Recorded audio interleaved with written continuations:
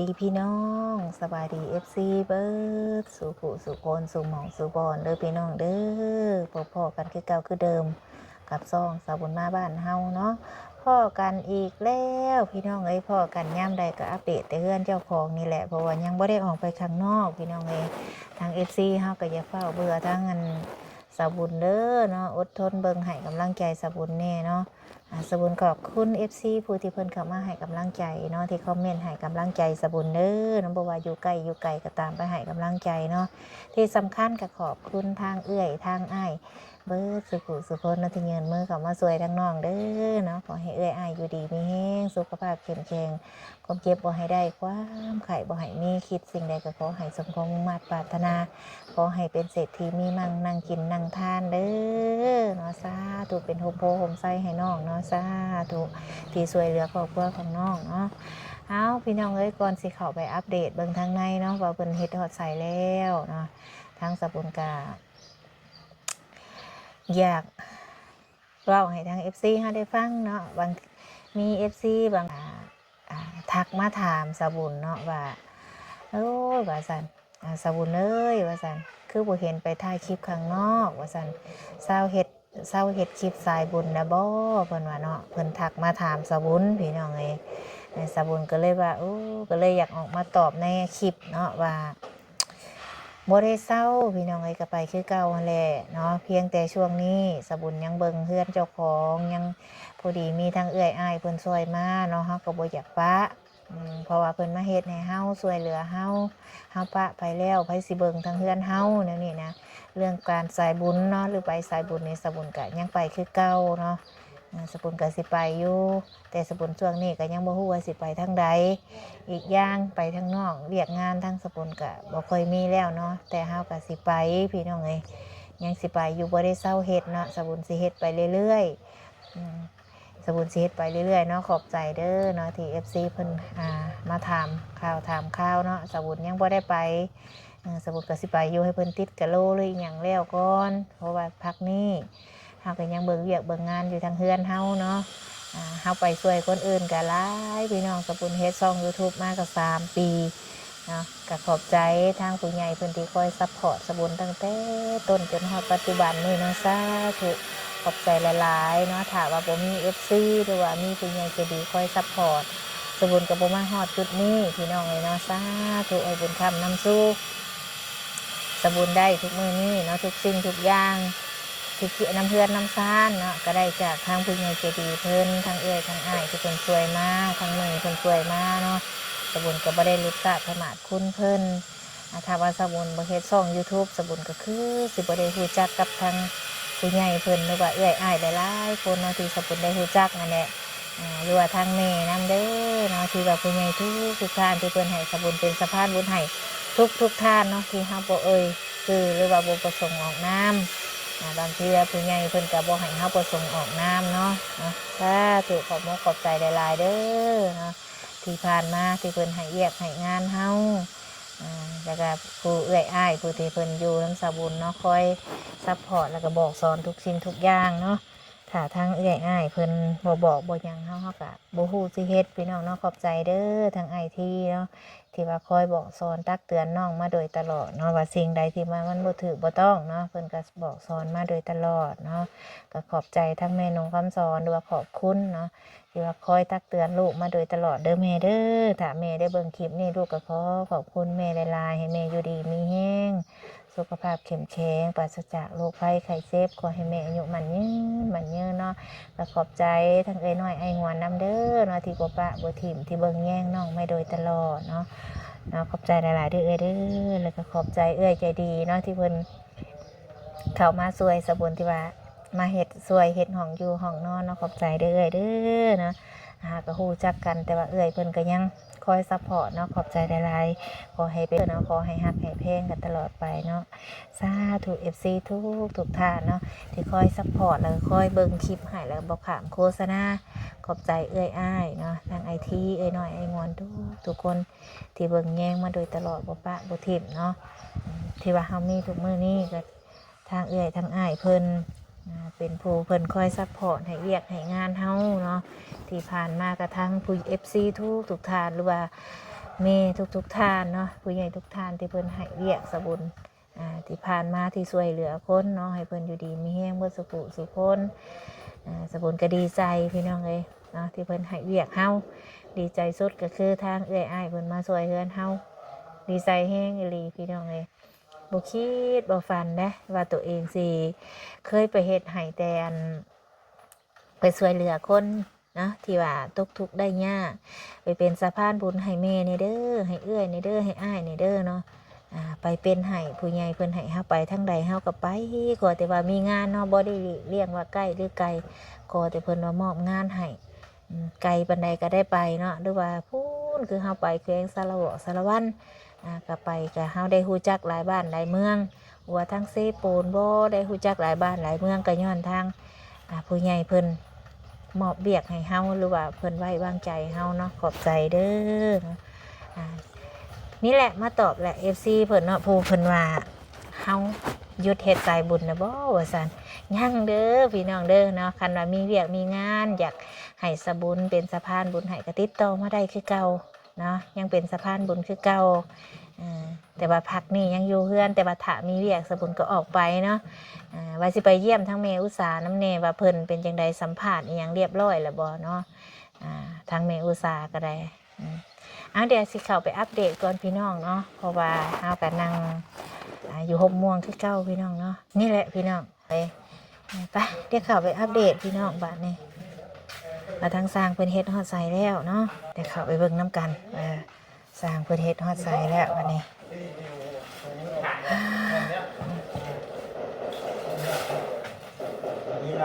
ได้ยินแต่เสียงวะแลบเนาะฝนตกเช้าเลยพี่น้องว่าสิเอาดินมาใส่รถดินเพิ่นบ่เฮ็ดเวียกมานี่ วันศีลดับเพิ่นน่ะเพิ่นบ่มาเป็นมื้ออื่นว่าซั่นเนาะเป็นจังได๋หัวหน้าซอ เมื่อยบ่ เมื่อยก็ทนได้กินข้าวแล้วก็มีแห้งเนาะบ่เฮ็ดก็บ่ได้เมื่อบ่เฮ็ดก็บ่ได้เงินแน่เนาะซอทนได้เมื่อยก็ซอทนได้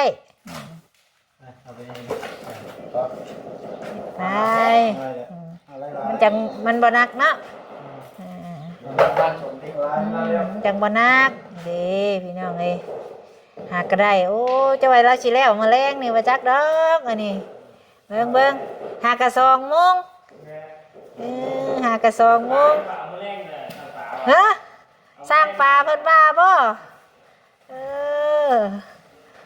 สร้างฮะใช่เบิ่งไปจอบเบิ่งก่อนหัวหน้าวันนี้ฮะจะมานั่งรับอยู่ไหนมาจักดอกอยู่ผู้เดียวนี่บ่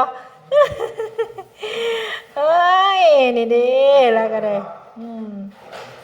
เฮ็ดไปแล้วเฮ้ยบ่คือเฮ็ดยามเสี่ยวเด้แล้วว่ามื้อนี้ห้องนี้2 3รู้แล้วว่าห้องนี้ว่าสิกะแล้วบ่ป่ากะแล้วว่าห้องนี้แล้วโอ้คันบ่แล้วบ่เลิกเด้อบ่แล้วบ่เลิกเด้เยอะว่าแล้วเนาะว่าแล้วก็บ่เลิกเลยใส่เลยบ่ใส่ไฟเลยเฮ็ดงานโอเลย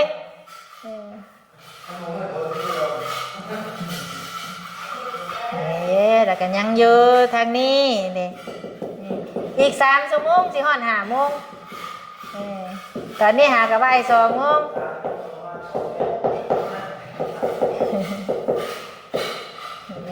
อีกบ่โดนมื้อนี้บ่แล้วกับมื้ออื่นบ่แล้วมื้อนี้กับมื้ออื่นนะสอเนาะ2 ทิศบ่ได้เนี่ย2 ทิศบ่คุ้มแล้วเจ้าคุ้มค่าแล้วเจ้าเด้นี่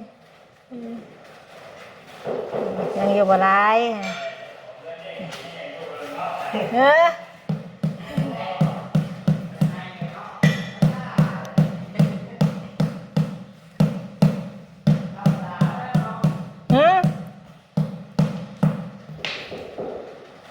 โอ้ยห่อนอะไรรอเนาะฝนตกฝนแห้งนี่ทางที่ก็ได้เก็บตัวนี้เปล่า เป็นเจ็บมุมนี่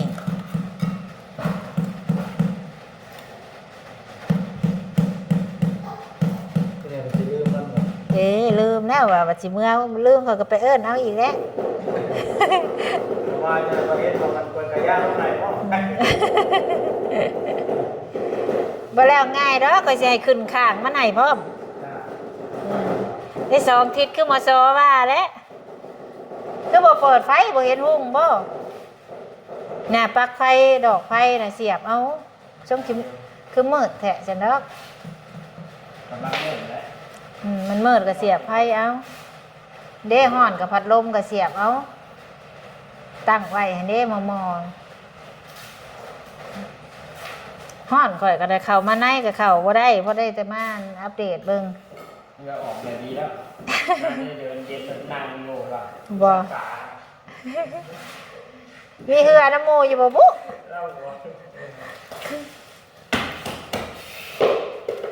ไม่ไปดังเนาะแล้วก็เฮ็ดไปนะสุดท้ายแล้วนี่พี่น้องทางนี้แล้วตัวนี้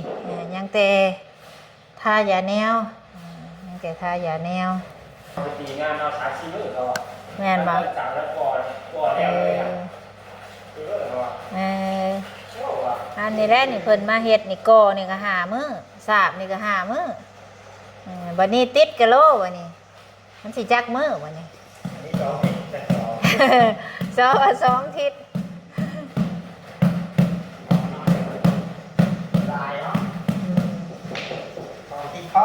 2 ทิศพอ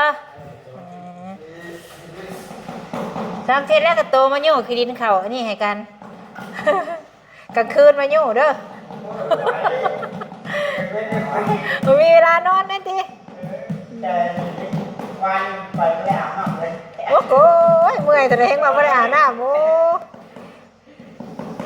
ขักหนา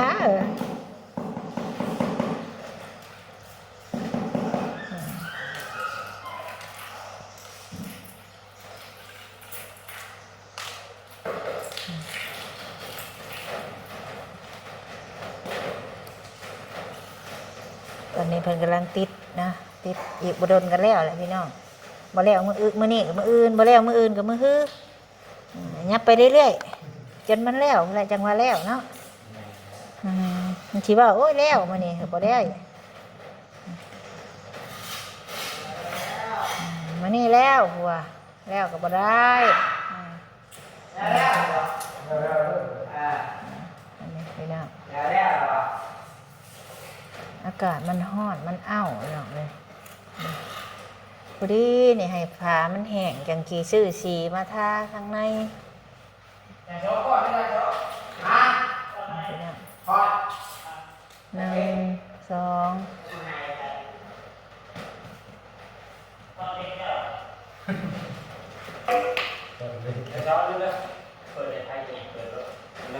เปิดแล้วนะเดี๋ยวเสียบใส่มันมีปลั๊กมันเสียแล้วเต้อนะเสียบจีฮู้มันอดเทิงบ่ฮู้เทิงบุซอ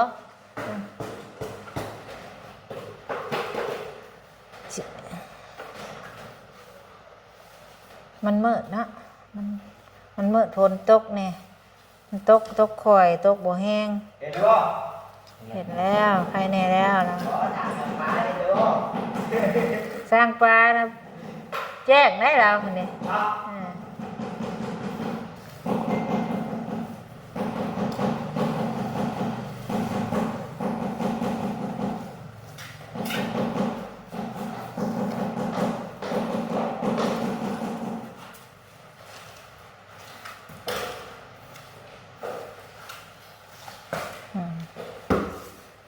บริหารดีๆ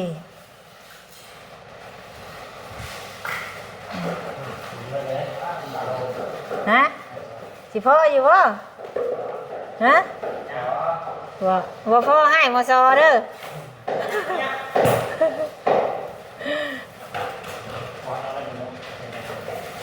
ก็ยัง1 2 3เบิ่งแถว1จักแก๊สจักกับแถว1จักแผ่น1 2 3 4 5 6 7 8 9 10 11 12 13 14 15 16 17ตกอยู่2กับปลาย กับสามเนาะ เกือบ3ยังอีกคันชุดตัวนี้ก็ยังอีก6กับแถวเจ้าพอดี6กับไล่6กับเลยแถวเริ่มเชอะมาโซไปเชื่องไว้จักดอกอันนี้ก็โลกันนี่เบิ่งยังจะกับ1 2 3 4 5 6 7 8 9 10 11อยู่นี่ยัง11อยู่นี่11แล้วก็12 13 14 15ยัง15แก๊สเบิ่งทั้งสร้างป่าบ่มีพอแก๊สยัง15แก๊สน้ำหมอปลานี่ก็สิอีกจะกัด1 2 3 4 5 6น้ำหมอปลาก็สิอีก3กัดน้ำหอกหมอปลานี่อีก3กัดเดี๋ยวจิบ่ใครดอกมันยังแอวมันน่ะแผ่น1 2อันหั่นนะตัดครึ่งใส่อันละครึ่งนะแม่นบ่ได้ใส่เต็มแผ่นใส่ครึ่งหนึงมันบ่พอแล้วก็สิแล่นไปเอาอยู่ใกล้ๆนี้มันมีหลายอยู่สีนี่ซื้อง่ายอยู่ยังบ่พอประมาณ4 5กับก็ไปซื้อเอาไหม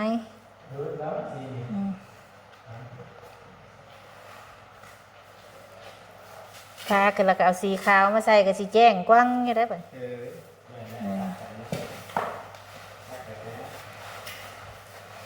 ใส่สีขาวน่ะแจ้งอยู่ดอกผู้บัดยามมันถูบ่ทันนั่นพุ่นแล้วบัดนี้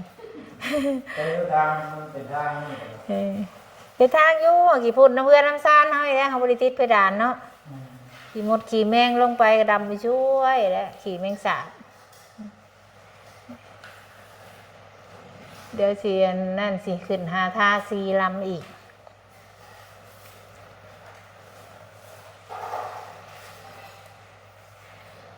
มันยาวพี่น้องเนาะเดี๋ยวจังอัพตอนแรงๆได้สิตอนแรงเพิ่นเลิกสิอัปเดตเบิ่งใหม่อีกว่าเพิ่นสิเฮ็ดได้หลายซำใดแต่นี่ไปหาคำนะอีกแถวนึงนี่ค่ะแล้วกินข้าวบ่กินนี่ได้แถวนี่